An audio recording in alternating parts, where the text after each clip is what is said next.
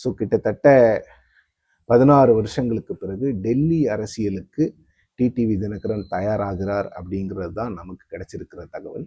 ஒரு ராஜ்யசபா எனக்கு கொடுங்க அப்படின்னு பாஜக கிட்ட அவர் கேட்ட மாதிரியும் அந்த கோரிக்கை நிச்சயமாக பரிசீலிக்கப்படும்.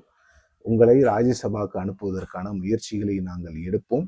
நிச்சயமாக அந்த முயற்சிகள் பலனளிக்கும் சொல்லிட்டு திரு டிடிவி தினகரன் கிட்ட பாஜகவினர் சொல்லி இருக்கிறதாக தகவல்.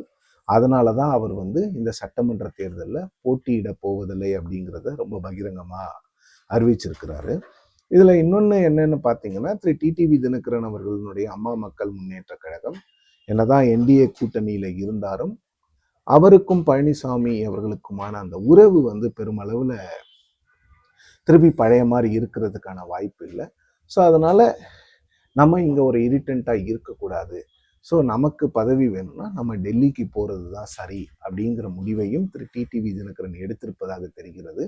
ஸோ இது இப்போது கொஷின் என்னன்னு பார்த்தீங்கன்னா, அதிமுக திரு டிடிவி தினகரன் அவர்களை அமமுக சார்பாக ராஜ்யசபாவுக்கு அனுப்ப போகிறாங்களா, இல்லை பிஜேபி வேற ஏதாவது ஒரு ஸ்டேட்ல இருந்து அவரை கூட்டிகிட்டு போகிறாங்களா அப்படிங்கிறத பார்க்கணும்.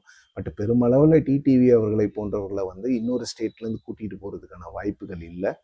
முன்ன 2020 திரு ஜி.கே. வாசன் அவர்களுக்கு எப்படி அதிமுகவில் பேசி பாஜக ஒரு ராஜ்யசபா சீட் வாங்கி கொடுத்ததோ அதே மாதிரி திரு டிடிவி தினகரன் அவர்களுக்கு வாங்கி கொடுப்பதற்கான வாய்ப்புகள் இருப்பதாக எல்லாரும் சொல்றாங்க.